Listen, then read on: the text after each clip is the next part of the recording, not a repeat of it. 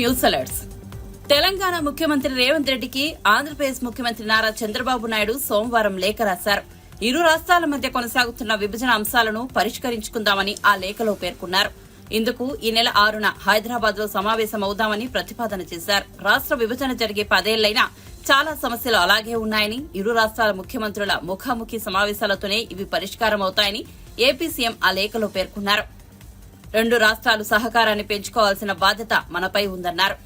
తెలుగు రాష్ట్రాలకు ఇచ్చిన విభజన హామీలను ఆ లేఖలో ప్రస్తావించారు. ఇచ్చిన విభజన హామీల పరిష్కారం కోసం కలిసి చర్చించుకోవడమే మంచిదన్నారు. పరస్పర సహకారం తెలుగు ప్రజల అభ్యున్నతికి తోడ్పడుతోందన్నారు. పునర్విభజన చట్టం ప్రకారం ఎన్నో సమస్యలు పరిష్కారం కావాల్సి ఉన్నప్పటికీ ఆలస్యమవుతోందన్నారు. సీఎంగా రేవంత్ రెడ్డి అంకితభావం, నాయకత్వం తెలంగాణ ప్రగతికి, అభివృద్ధికి తోడ్పడతాయని చంద్రబాబు అభిప్రాయపడ్డారు.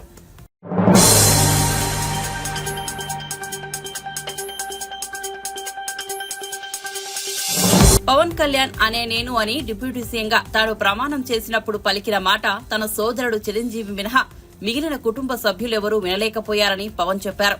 పిఠాపురంలో నిర్వహించిన కృతజ్ఞత సభలో ఆయన ఈ విషయాన్ని పంచుకున్నారు. అభిమానుల కోరిక మేరకు మరోసారి ఆయన పవన్ కళ్యాణ్ అనే నేను అంటూ పిఠాపురం అభివృద్ధికి కృషి చేస్తానని ప్రమాణం చేశారు. దీంతో అభిమానుల కేరింతలతో సభా ప్రాంగణం మారుమోగిపోయింది. నాకు తెలీదు,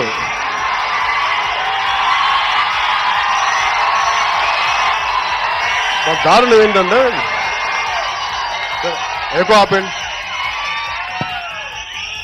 చాలా బాధాకరమైంది ఏంటంటే మా ఇంట్లో మా వదిన ఎక్సెప్ట్ చిరంజీవి గారు తప్ప పవన్ కళ్యాణ్ అని నేను మీరు చూసారేమో కానీ టీవీల్లో కనీసం చిరంజీవి గారు తప్ప ఇంకెవరు వినలా. నా కుటుంబ సభ్యులు కానీ ఇంక మిగతా ఎవరు అందరూ కూడా ఎవ్వరు నా స్నేహితులు కానీ సన్నిహితులు కానీ అందరూ బస్సుల్లో ట్రాఫిక్లు ఇరుక్కుపోయారు. పవన్ కళ్యాణ్ అయిన శబ్దం మీరు ఒక్కరే అన్నారు. నాకే తెలియదు అంటే పవన్ కళ్యాణ్ నేను అంటే దానికి అంత ఉత్సాహం ఉంటుందా నాకే తెలియదు. అంటే కాయ కష్టం చేసుకునే వాళ్ళు ఇంకోసారా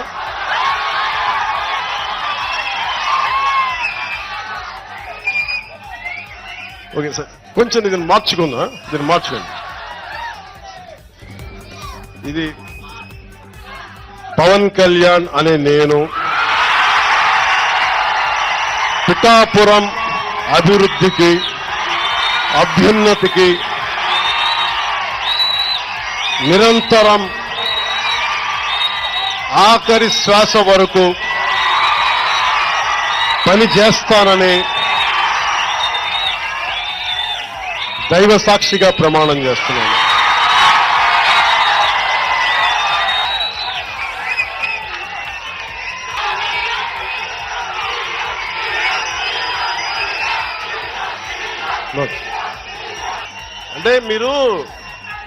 అంటే మీరు ఎంత దుర్మార్గులు అంటే మీరు అందరూ ఎంత ఆ సీఎం అని అరిచి మీరు ప్రకృతిని భయపెట్టేశారు, మీరు భగవంతుని భయపెట్టేశారు. మీరు అంటే కూర్చోబెట్టి మీరు ప్రకృతి ఎంత భయపెట్టేశారమ్మా, కనీసం డిప్యూటీ సీఎం అయిపోతే వీళ్ళు ప్రాణాలు తీసేస్తారో అన్నట్టుగా నేను కోరుకోలే. నాకు ఆ తల్లి సాక్షిగా చెప్తున్నాను కదా, నేను కోరుకోలేదు, నేనే పదవి కోరుకోలే. ప్రభుత్వాలు మారాలి అని అనుకున్నా. కానీ మీరు సీఎం అని అరిస్తే ఆ ప్రకృతి కూడా కదిలిపోయాము. కనీసం డిప్యూటీ సీఎం చేయకపోతే వీళ్ళు అసలు తుఫాన్లు భూకంపాలు క్రియేట్ చేస్తాను తల్లి కూడా అనుకుందాము. దయచేసి బాబు మీరు అదే నోటితో మీ అందరికి దండం పెట్టి చెప్తున్నా, కొంచెం మంచి కోరుకోండి. ఎందుకంటే మీరు ఈ శక్తి ఎలాంటిదో మీకు తెలీదు. ఈవెన్ ఇక్కడే కాదు, తెలంగాణకి వెళ్ళినా కానీ ఇదే నినాదం. అంటే మీ శక్తి ఎలాంటి శక్తి అంటే మీది ప్రకృతిని కదిలించేంత శక్తి మీది. అంటే ఎండిపోయిన ఎడారిలో మబ్బు రాని చోట, మబ్బు లేని చోట కూడా మబ్బులు తెప్పించి వర్షం కురిపించి ఎడారు భూములను కూడా పచ్చని పంటలుగా చేసేంత శక్తి ఉంది మీకు. అంత శక్తి ఉంది. సో మీ మానసిక శక్తిని మన పిఠాపురం అభివృద్ధితో పాటు రాష్ట్ర అభివృద్ధి, తద్వారా దేశాభివృద్ధి, తద్వారా భారతదేశం 2047కి సూపర్ పవర్ కావాలి భారతదేశం. ఆద్యం దాని మొదలు ఇక్కడ మొదలు పెడతాం.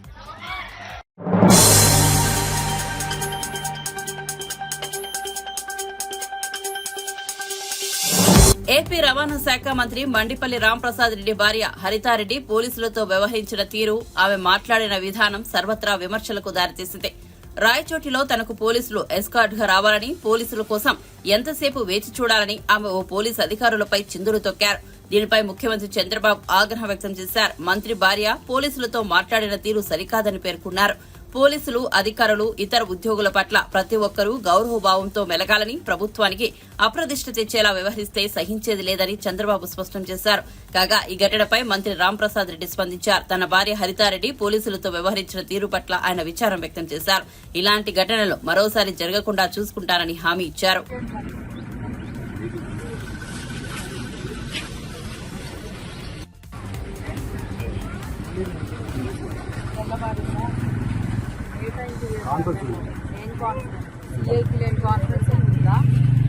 వచ్చాను అనుకున్నావా? డ్యూటీలో రావాలని చెప్పి యూనిఫామ్ కూడా లేదా మీకు? ఏంటి పొరపాటు?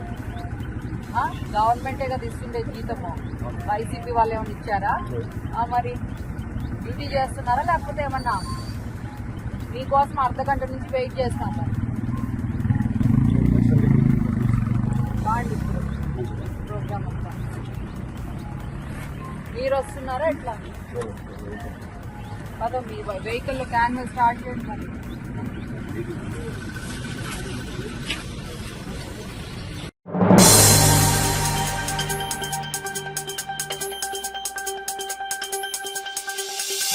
రాష్ట్రంలో పెన్షన్ల పంపిణీ సందర్భంగా పండగ వాతావరణం నెలకొందని, గత నెల 4న నరకాసుర వద్ద జరిగినట్టు భావించి ప్రజలు పండగ జరుపుకుంటే నేడు అన్ని పండుగలు ఒకేసారి వచ్చినంత ఆనందం కనిపిస్తోందని పర్చూరు ఎమ్మెల్యే ఏలూరి సాంబశివరావు అన్నారు.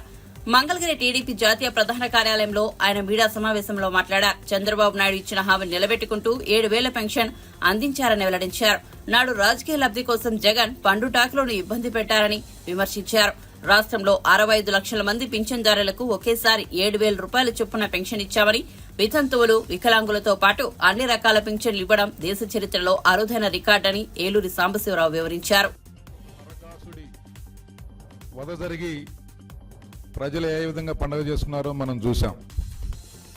మరోసారి రాష్ట్ర వ్యాప్తంగా శ్రీకాకుళం నుంచి చిత్తూరు వరకు రాయలసీమ అంతా కూడా రాష్ట్ర వ్యాప్తంగా అన్ని పండుగలు, సంక్రాంతి, దసరా, రంజాన్, క్రిస్మస్ అన్ని పండుగలు ఒకేసారి వచ్చినంత ఆనందం ఈరోజు ఆంధ్రప్రదేశ్ రాష్ట్రంలో కనిపిస్తూ ఉంది. ఏదైతే మాట తప్పం మడింతిప్పం అని చెప్పి పెద్ద పెద్ద మాటలు చెప్పి పరిపాలన చేతగాక రాష్ట్రాన్ని అన్ని రకాలుగా భ్రష్టు పట్టించిన జగన్మోహన్ రెడ్డి ప్రభుత్వం ఒకవైపు, రెండో వైపు 18 రోజుల్లో చెప్పిన పనిని సమర్థవంతంగా చేసి చూపెట్టిన నాయకత్వం, అలాగే ఏదైతే ప్రజలకు హామీ ఇచ్చారో ఆ హామీని సమర్థవంతంగా ఇంప్లిమెంట్ చేసిన ఒక సమర్థవంతమైన నాయకత్వం ఒకవైపు. ఈరోజు రాష్ట్ర ప్రజలందరూ కూడా చర్చించుకుంటున్నారు. రాష్ట్ర వ్యాప్తంగా ఉన్న 65 లక్షల మంది పెన్షన్దారులకి ఈరోజు ఎన్నికల్లో ఇచ్చిన హామీ మేరకు అధికారంలోకి వచ్చిన 18 రోజుల్లోనే ఇచ్చిన హామీని పూర్తి చేసుకోవటమే కాకుండా గత ఏప్రిల్ నెల, మే నెల, జూన్ నెల కలిపి జూలై నెల 1వ తారీఖు 7,000 రూపాయలు పెన్షన్ ఇవ్వటం అనేది ఒక దేశ చరిత్రలో ఇన్ని లక్షల మంది వితంతువులకి, వికలాంగులకి, వృద్ధులకి, అలాగే వివిధ రకాల వర్గాలకి, వివిధ రకాల సమస్యలతో బాధపడుతున్న వారికి అందరికీ కలిపి 65 లక్షల మందికి ఇన్ని రకాల పెన్షన్లు ఇవ్వటం అనేది దేశ చరిత్రలో ఒక అరుదైన రికార్డు. అది కూడా జగన్మోహన్ రెడ్డి గారి విధ్వంసకర పరిపాలనకి, అస్తవ్యస్తమైన ఆర్థిక వ్యవస్థని చక్కదిద్దుతూ ఈయన ఎక్కడ అప్పు చేశాడో తెలియదు, ఎంత అప్పు చేశాడో తెలియదు, అప్పు చేసిన మొత్తాన్ని దేనికి వెచ్చించాడో తెలియదు, ఎక్కడికి తరలించాడో తెలియదు. ఆర్థిక వ్యవస్థని అన్ని రకాలుగా భ్రష్టు పట్టించాడు. అన్ని రకాలుగా అస్తవ్యస్తంగా తయారు చేసి ఈరోజు ఖాళీ ఖజానాని చంద్రబాబు నాయుడు గారికి అప్పచెబితే దాన్ని సైతం లెక్క చేయకుండా ఒక సమర్థవంతమైన నాయకుడు ఇలాంటి క్లిష్ట సమయంలో ఏ మాత్రం వెనకడుగు వేయకుండా తమకున్న అపారమైన అనుభవంతో తనకున్న అపారమైన పరిజ్ఞానంతో ఈరోజు ఒక కొత్త వరవడికి సంప్రదాయానికి తెరలేపారు. ఎవరు ఊహించలేదు. 3,000 రూపాయల పెన్షన్ని 4,000 రూపాయలు ఒకటేసారి చేస్తూ ఆ 4,000 కూడా ఏప్రిల్ 1వ తారీఖు నుంచి పాత ఎరియర్స్ పాత బకాయిలు కలిపి ఈరోజు 7,000 రూపాయలు ఉదయం 6 గంటలకి ప్రతి ఇంటికి వెళ్ళి ఈరోజు పెన్షన్దారులకి ఆ యొక్క డబ్బుని 7,000 రూపాయలు అందించడమే కాకుండా వారి యొక్క మద్దతుని ఆశీస్సుల్ని తీసుకుంటూ ఒక పండగ వాతావరణంలో ఈరోజు గ్రామాలు కానీ పట్టణాలు కానీ అన్ని చోట్ల ఉంది. ఇది ఒకసారి మనం గమనించాల్సిన అంశం. ఆ రోజు జగన్మోహన్ రెడ్డి గారు అప్పటికే 2,000 రూపాయలు ఉన్న పెన్షన్ని 3,000 రూపాయలు చేస్తానని చెప్పి హామీ ఇచ్చారు.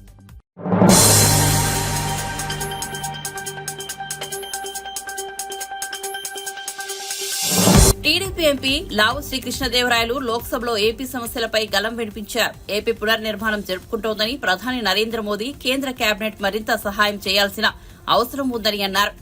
ఏపీ పునర్నిర్మాణం అనేది అత్యంత ప్రాధాన్య అంశమని లావు శ్రీకృష్ణదేవరాయలు స్పష్టం చేశారు. ఆంధ్రప్రదేశ్ లో ఎదుర్కొంటున్న ఆర్థిక లోటు గురించి గత 5 ఏళ్లుగా మేం మాట్లాడుతున్నాం. మా సీనియర్ సహచరులు గత 10 ఏళ్లుగా పోరాడుతున్నారు. ఆర్థిక లోటును భర్తీ చేసేలా నిధులు విడుదల చేయాలని కేంద్ర ఆర్థిక మంత్రిత్వ శాఖను కోరుతున్నామన్నారు. Whatever we are facing, the gap that is supposed to be released almost 7 to 8 years back, we expect them to release it, sir. And also the second problem that we are actually facing is with respect to the debt that we are facing to the tune of 13.5 lakh crores, sir.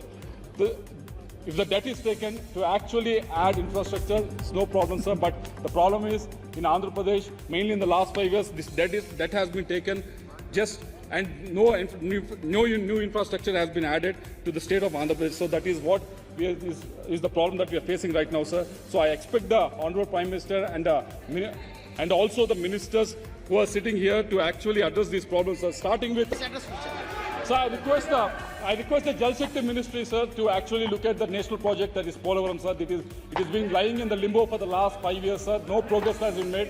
I thank the Jal Shakti Ministry for sending a new team so that they can inspect and assess the situation on ground, sir. But we want it to be expedited because this is a project that can give irrigation water to almost 4.3 lakh hectares in the state, sir, and also provide drinking water to almost 28.5 lakh houses also, sir, and also 960 megawatt of hydel power also can be created through this, sir. So this is a national project that is being lying in the limbo for the last 5 years. So we want this project to be expedited, sir.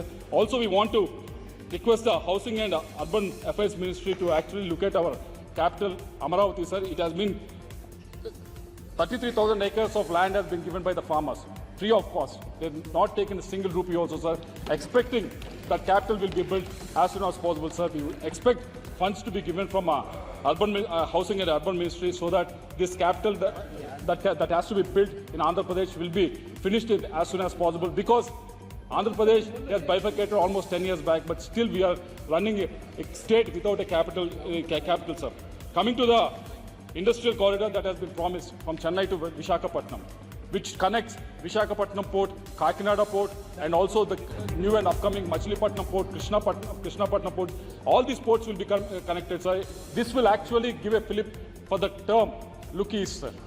If this corridor can be finished, we can actually bring in investment, we can actually bring in new industry to this area to actually get connected with the East Asian countries as well, sir. So we expect the ministry to look into it and also the treasury ministers to look into it, sir. Regarding national highway projects that have been sanctioned to Andhra Pradesh, there is a ceiling that has been put for Andhra Pradesh, sir. The ceiling has been put for 2024-25 at 4,700 crores. We want this ceiling to be lifted so that more funds can be given to Andhra Pradesh, because my constituency itself in the last 4 or 5 years, we have given projects worth 2,000 crores. So if I put a ceiling of 4,700 crores, for the whole state. When do you expect these highway projects to be finished? So we want this ceiling to be lifted. Also coming to the Education Minister, I think he is also here. There are a number of central universities and institutes that have been promised and were given to Andhra Pradesh, sir. But most of these central universities and institutions, except for AIMS, most of them are working from temporary buildings, sir. So we expect these buildings to be completed, the campuses to be built, so that this can function in the original campuses, sir. And also the tribal university and regional institute of education has been promised to Andhra Pradesh. DPRs are getting ready for the last 4 years, but 4 to 5 years, but nothing is moving forward. We expect the education minister to look into it. So we want the education minister to actually move it forward, sir. Coming to the Greenfield crude oil refinery.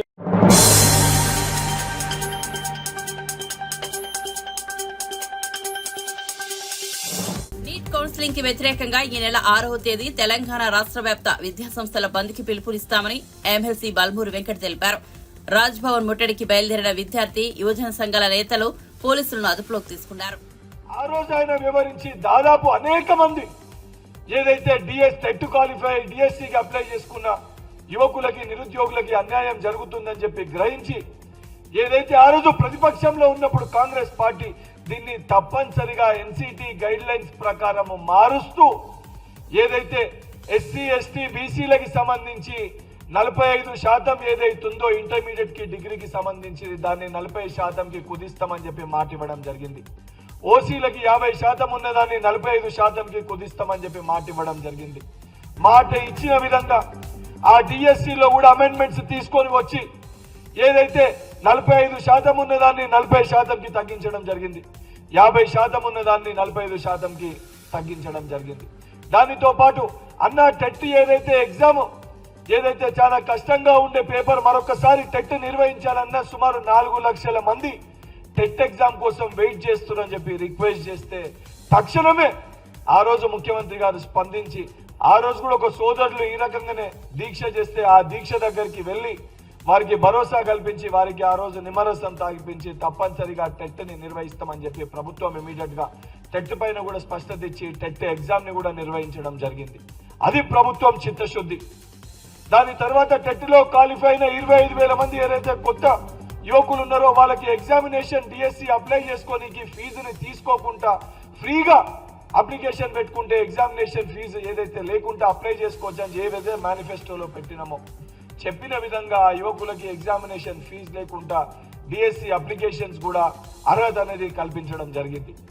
ఇవన్నీ చాలా స్పష్టంగా ప్రభుత్వం ఏర్పడిన రోజుకెళ్ళి 10th కానీ board of intermediate కానీ ఆఖరికి మొన్న conduct చేసిన గ్రూప్ 1 ఎగ్జామినేషన్ కానీ చాలా స్పష్టంగా ఏ చిన్న అవకతవకలు జరగకుండా ఏ చిన్న లీకేజ్లు కూడా లేకుండా, ఎందుకంటే గత 10 సంవత్సరాల బీఆర్ఎస్ పరిపాలనలో ఏ ఎగ్జామ్ నిర్వహించినా కూడా ఎక్కడ చూసినా ఇంటర్మీడియట్ కానీ 10th పేపర్ కానీ ఆఖరికి టీజీపీఎస్సీ కానీ ప్రతి చోట కూడా 16 పేపర్లు లీకులు చేసి ఆఖరికి యువకులకు ఇచ్చే ఉద్యోగాలు కూడా అమ్ముకునే ప్రయత్నం చేసి ఆ రోజు బోడా సునీల్ నాయక్ అనేక మంది నిరుద్యోగులు ఆత్మహత్యలు చేసుకుంటే ఆ రోజు బీఆర్ఎస్ పార్టీలో ఉన్న మంత్రులు నిరంజన్ రెడ్డి గారు ఏం మాట్లాడారు?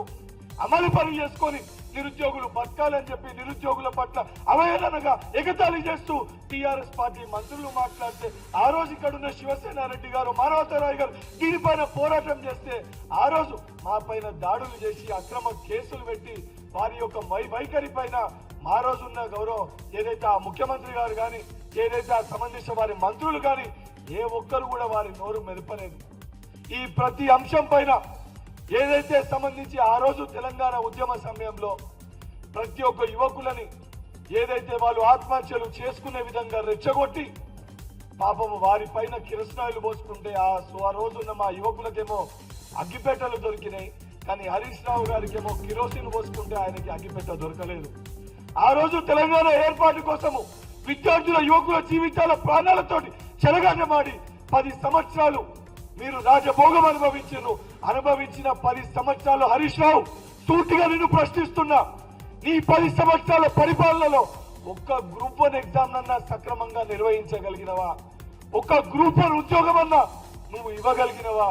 కనీసం ఏ రోజన్నా యువకులు నీ దగ్గరకు వస్తే కనీసం వారి పక్షాన మాట్లాడగలిగినవా?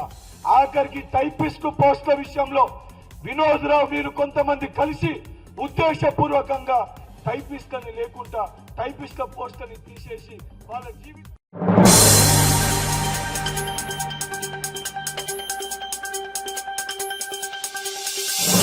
సీనియర్ పొలిటీషియన్ సి రామచంద్రయ్య మరోసారి ఎమ్మెల్సీ కాబోతున్నారు. అదేవిధంగా జనసేనకు తొలిసారి ఒక ఎమ్మెల్సీ స్థానం దక్కబోతోంది. ఆంధ్రప్రదేశ్ లో ఎమ్మెల్యేల కోటాలో ఖాళీగా ఉన్న 2 ఎమ్మెల్సీ స్థానాలకు ఈ నెల 12న ఉప ఎన్నిక జరగనుండగా ఎన్డీఏ కూటమి అభ్యర్థులను ఖరారు చేసింది. ఈ మేరకు కూటమి నేతలు సోమవారం నిర్ణయం తీసుకున్నారు. ఎన్నికలకు ముందు వైసీపీ నుంచి టీడీపీలో చేరిన సీనియర్ లీడర్ సి రామచంద్రయ్యకు మరోసారి ఎమ్మెల్సీగా పార్టీ అవకాశం కల్పించింది. ఇక మరో స్థానానికి Janasena chief deputy CM Pawan Kalyan రాజకీయ కార్యదర్శిగా ఉన్న పి హరిప్రసాద్ పేరును ఎన్డీఏ కూటమి ఖరారు చేసింది. వీరిద్దరూ మంగళవారం నామినేషన్ దాఖలు చేయనున్నారు. శాసనసభలో ఎన్డీఏ కూటమికి ఉన్న సంఖ్యాబలం దృష్ట్యా ఎమ్మెల్సీలుగా వీరిద్దరూ ఎన్నిక లాంఛనమేనని కానుంది. కాగా అసెంబ్లీ ఎన్నికలకు ముందు ఎమ్మెల్సీలుగా ఉన్న సి రామచంద్రయ్య, షేక్ మహమ్మద్ ఇక్బాల్ వైఎస్ఆర్సీపీకి రాజీనామా చేసి టీడీపీ తీర్థం పుచ్చుకున్నారు. రామచంద్రయ్యపై అనర్హత వేటుపడగా ఇక్బాల్ తన ఎమ్మెల్సీ పదవికి రాజీనామా చేశారు. దీంతో ఖాళీ అయిన ఆ 2 స్థానాలకు ఉప ఎన్నిక అనివార్యమైంది.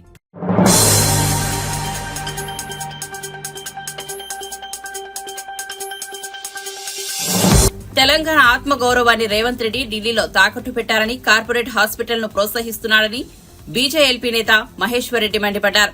ఆయన మీడియాతో మాట్లాడుతూ గాంధీ హాస్పిటల్లోకి మీడియాను అనుమతి ఇవ్వడం లేదు, ఇదేనా మీ ప్రజాపాలన అని ఆయన ప్రశ్నించారు. గ్రూప్స్ నోటిఫికేషన్ల తేదీలను మీ మేనిఫెస్టోలో పెట్టి అమలు చేయడం లేదని ఆయన పేర్కొన్నారు. ఎమ్మెల్యేలు పార్టీ మారితే చావు డప్పు కొట్టాలని రేవంత్ రెడ్డి అన్నారని, ఇప్పుడు మీరు చేర్చుకున్న ఎమ్మెల్యేలు ఇళ్ల ముందు ఏ డప్పులు కొట్టాలని మహేశ్వర్ రెడ్డి వ్యాఖ్యానించారు.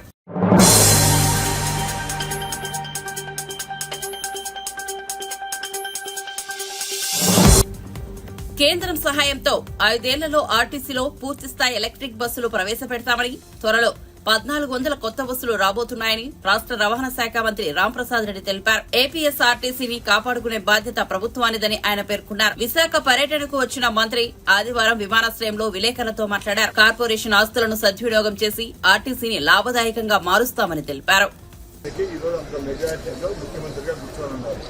ఈ 5 సంవత్సరాలు మనకు స్వర్ణయుగం. నేను ఒకటే చెప్తున్నా, ఎవరు టెంప్ట్ కావద్దండి. 5 ఇయర్స్ టర్మ్ ఉంది. ఫస్ట్ లోనే ఎవరు వచ్చి ఇప్పుడు మైనస్ లోకి ఇచ్చిపోయినా దాన్ని ఈ రోజు మళ్ళా రేపు 1వ తేదీన సుమారు 10,000 కోట్లు డబ్బు ఇస్తాను. ఏదానికి పెన్షన్ల రూపం అయితేనే, జీతాల రూపంలో అయితే ఒకసారి అర్థం చేసుకోండి. మైనస్ లో పోయిందని ఈరోజు మళ్ళీ 10,000 కోట్లతో రేపు 1వ తేదీ రేపు ఒక్కరోజే 4,000 కోట్లు పెన్షన్ ఇస్తున్నాం. అలాగే మిగతా జీతాలు అయితేనే, భత్యాలు అయితేనే బిల్ చేసేదానికి ఈ ప్రభుత్వం ముందుకు వచ్చిందంటే రేపు రాబోయే కాలంలో మన భవిష్యత్తు ఎలా ఉంటే ఒకసారి ఆలోచించండి. ఇంకా మీ కార్మికుల విషయానికి వస్తే ఒకటే చెప్తున్నా, నేను కూడా మా తండ్రి గారు కూడా మీ ఎమ్మెల్యేలుగా 40 సంవత్సరాల నుంచి పనిచేస్తే గౌరవ అధ్యక్షులుగా 40 సంవత్సరాల నుంచి మా రాయచూటి యూనియన్ ఉన్నాం. నాకు కార్మికుల సమస్య తెలుసు. ఈ రోజు కూడా ఒక యూనియన్ గౌరవ అధ్యక్షులు నేను లాస్ట్ 20 ఇయర్స్. మాకు అన్ని సమస్యలు తెలుసు. విజయవాడలో కానీ మన కుప్పం పోయినప్పుడు కూడా మీ కార్మికులు వచ్చినారు. మేము ఒకటే చెప్తున్నాను, ప్రయాణికుడు హ్యాపీగా ఉండాలంటే కార్మికుడు హ్యాపీగా ఉండాలి. జగన్మోహన్ రెడ్డి ఆగట్టు, టీచర్ నోట్ వద్దు, గ్రాడ్యుయేట్ నోట్ వద్దు, అవన్నీ అనుకోం. మేము అనేది ఒకటే, మా స్లోగన్ ఒకటే, రాష్ట్రంలో పుట్టినవాడు ప్రతి ఒక్కరు, ప్రతి ఒక్క ఓటరు, ప్రతి ఒక్క మనిషి మావాడే అనుకుని చేసే ప్రభుత్వం ఇది. కాబట్టి మేము ప్రతి ఒక్క కుటుంబంలో కార్మికుడు ఉంటాడు, టీచర్ ఉంటాడు, వ్యాపారస్తుడు ఉంటాడు. డివైడ్ చేసి పరిపాలించే పరిస్థితులు లేము. ఏ మంత్రి ఏ గంట ఏ నిమిషంలో ఏం పని చేస్తాడో రేపు 5 సంవత్సరాలు మీరు చూస్తారు. కాబట్టి ఒక రోజులో ఏం కాదు. ఏదో జగన్మోహన్ రెడ్డి అక్కడ ఒక రోజు 108 ఒక రోజు పెట్టి ఓపెనింగ్, ఇంకో కోరిక, అట్లాంటి ఏముండవు. రాబోయే కాలంలో మంత్రి కూడా కామన్ మ్యాన్ వస్తే నిలదీసి సర్కాయ పట్టుకొని నిలదీసినా కూడా పలికేసి కామన్ మ్యాన్ ప్రభుత్వం ఇది. మేము ఎప్పుడు కార్మికులు మర్చిపోం. ఇంకోటి కూడా చెప్తున్నాం, ఆ రోజు 2019లో ఆర్టీసీ వాళ్ళ ఓట్ల కోసమే విలీనం చేస్తానన్నారు. ఏదాంట్లో ఎత్తుకొని ప్రభుత్వంలో దాన్ని అర్థంగా ఉడికిన కోడిగుడ్డ అక్కడ చేసిపోయినాడు. Half boiled egg. జీతాలు ఇస్తా అనేది ఒకరు, ట్రాన్స్పోర్ట్ కార్పొరేషన్ నడుపుతా అనేది ఒకరు. అందుకు మేము చెప్తానా, రేపు కొన్ని రోజుల్లోనే, అంటే నెల కావచ్చు, 2 నెలలు కావచ్చు, ఫుల్ ఫ్లెడ్జ్డ్గా 100% ఆర్టీసీని విలీనం చేపిస్తాం రాష్ట్ర ప్రభుత్వంలో. ఇంకొకటి కూడా చెప్తున్నాం, ఆర్టీసీ ఆస్తి రాష్ట్ర ప్రజల హక్కు. మేము 1 సెంటు భూమి కూడా ఆర్టీసీకి సంబంధించింది ఎంత వాడైనా ముందు తీసుకున్నా, బీఓటీలకు తీసుకున్నా, దానిని తొందరగా మార్చుకున్నా కూడా అన్ని ఎన్నికలు తీసేదానికి కూడా ఈ ప్రభుత్వం చర్యలు తీసుకుంటుంది. ఏ విధమైన అపోహలు వద్దు. మీరు అసలు విజయవాడకు కూడా రావద్దండి, ఎవరు రావద్దండి. మేమే వస్తాం, ప్రతి జిల్లాలో పర్యటిస్తాం, మీ సమస్యలు ఏమని చెప్తాం. 150 మంది అయింది, అన్ని సస్పెన్షన్లు చెప్పేదండి. డబ్బులు కాడ మాల్ ప్రాక్టీస్లు, సస్పెన్షన్లు, మాకు ఏజ్ లేదు, కలర్ బ్రైండ్ వస్తుంది, మాకు అది కాదు. మేము దానికి కూడా ఒకటే చెప్తాం, మీరు మా దగ్గరకు వచ్చిన దానికి బాధ లేదు, ₹1 కూడా ఎవరి దగ్గర లంచాలు గించాలు లేకుండా చేస్తాం. బట్ మీరు అడిగే కోరికలు కూడా అందరికీ ఆమోదయోగ్యంగా ఉండాలి. ఎట్లంటే అట్లా అడగకూడదు. గవర్నమెంట్ వచ్చినాయని చెప్పి ముందు ముఖ్యమంత్రి ఏం చేశారంటే అది పరదా ముఖ్యమంత్రి, పరదా గవర్నమెంట్. ఇప్పుడు మేము అట్లేం కాదు, ఇక్కడ స్థానం పోతాం, జీవనం మా జీపులు ఎక్కిపోతాం, అందరితో కలిసే పోయే పరిస్థితి కాబట్టి తప్పకుండా మీ డిమాండ్లు ఏమంటే చేసేదానికి సిద్ధంగా ఉన్నాం. అన్ని యూనియన్లు కోఆపరేట్ చేయండి.